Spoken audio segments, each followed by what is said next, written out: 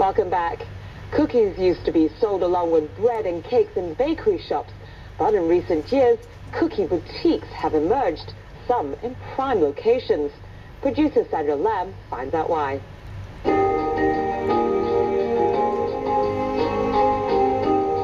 These cookies were made by young students aspiring to make a living as bakers. One of them has made a pretty dramatic career change. Rosita Wong was a chartered accountant for a decade. Last year, she joined this baking course. I want to do something that I enjoy doing and make a living out of it. I completely switched 4 months ago and then start working part-time in a bakery cafe. Her family and friends were a bit shocked, if only for the financial hit she was going to take. At first they say I'm a bit crazy. I only earn 1/3 of what I used to earn as an accountant. Gradually they see that I've become happier than before, and they also see the potential in it. You see a lot of new cookie shop open online and out there at Central and so on. 大約200幾蚊度啦。我覺得個包裝都好有心思。 Joseph Wong is also a late blooming baker. He's a veteran marketer and thought rather than build up someone else's brand, he'd create his own, and he decided on cookies. Because by that time, the competition in the cookie market is not so keen. Most of the traditional bakery brands or shops, actually, they think very little of cookies. They don't put much effort on promoting or marketing cookies, and I think there is an opportunity for me. He set up his own cookie shop in late 2009 and broke even after just 6 months. 2 more shops followed, this time in prime locations in Central and Causeway Bay. Our monthly turnover must be close to 500,000. In good months, we can make triple or 4 times, 5 times. Turnover is now close to 10 million Hong Kong dollars a year. What's the secret? If you can keep on introducing something new and good to your customers, I don't think they will be tired of their products. One of our best-selling products called 7 palmiers. Chocolate palmier, Mimodica fruit palmier. Most parts of the world, there is only one type of palmier, which is made of puff pastry and butter. Some people also ask me, why don't you sell cake or other kinds of dessert? But we want to really give our customer a very clear image that we are specialists in cookies. In a while, when you finish, freeze it, then take it out and bake it. A financial tsunami a few years ago shook Jackie's quiet life as a housewife. My husband lost all his money in the crisis, so I started thinking what I could do to help pay the household expenses. She hadn't worked for 20 years, but there was one thing she'd always been confident doing: baking cookies. After receiving positive feedback from friends about her recipes, she tapped her savings and, with a partner, opened this cookie shop in Saiwan Hall in 2009. I've invested several $100,000. Equipment took up 50% of the investment. Sales can cover operating expenses. Unlike Joseph, Jackie found she had to introduce more variety into her inventory because cookies didn't sell during the summer. The low season, summer to the Mid-Autumn Festival. In low season, 70% of sales are cakes, cookies are 30%. From Mid-Autumn Festival to the Lunar New Year, the percentage of cookies is higher than cakes. It's 70-30. Cookies just couldn't cover basic expenditure. Because we make our cookies by hand, production is limited, so I had to introduce cakes.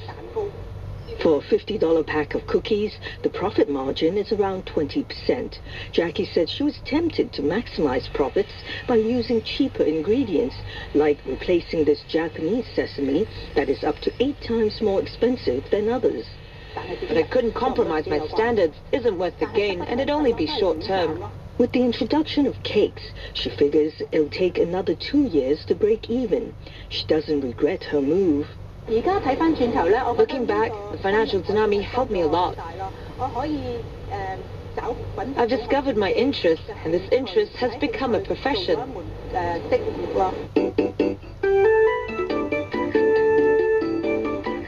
香港情香港心呢啲賣定點？比香港心嗰個賣。雜咁嗰啲啦，即係譬如熊貓、熊貓都。For 74 years, this bakery chain has dominated Hong Kong's baked goods market. The company's founding family says it's not threatened by the emergence of cookie boutiques. We don't necessarily look at that as a negative thing because I think it helps generate the whole interest and the whole momentum for the market. The company mainly sells traditional Chinese snacks such as phoenix cookies, almond cookies, coconut rocks, and egg rolls. We sell more of a culture, tradition, Hong Kong style. Rather than compete with the new boutique shops, the company decided to market the Chinese elements in its product. For example, it introduced these butter cookies shaped like pandas.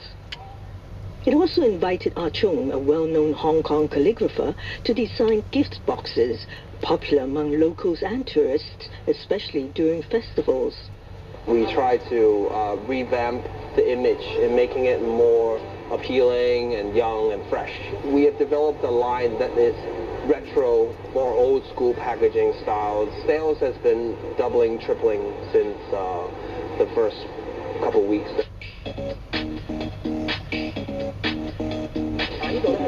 Simon Wong has been baking for nearly 4 decades and is the founder of this baking institute.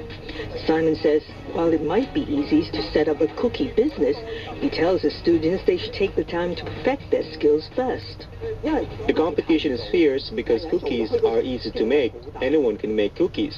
The problem is, it's difficult to make really good cookies. Your profits return period will be very short, so you must have your own style, your own design, and you must keep being innovative. Simon's student Lucita says her accountancy background will serve her well once she perfects her baking and open her own shop in 2 years. She says it's too expensive running a shop in Hong Kong due to high rents, so she plans to open one on the mainland. It's better to open in China. The demands are very, very, very high, especially for Western-style cookies. Even better if you sell cookies with coffee, because their market has just begun. Simon says some of his students have already opened cookie shops in Shanghai, Guangzhou, and Shenzhen. But our other new baker, Joseph, is hesitant about the notion. Yeah, we can open it in China, but rather if we spend too much, then it will affect our quality.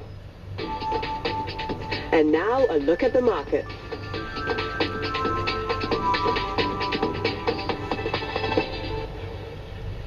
Upbeat U.S. and Chinese economic data buoyed share trading to start the May Day shortened week. Investors were also cheered by solid results in the Chinese banking sector. Stocks climbed to a 2-month high during the week. The Hang Seng Index ended trading lower. The Chinese economic data is keep on improving.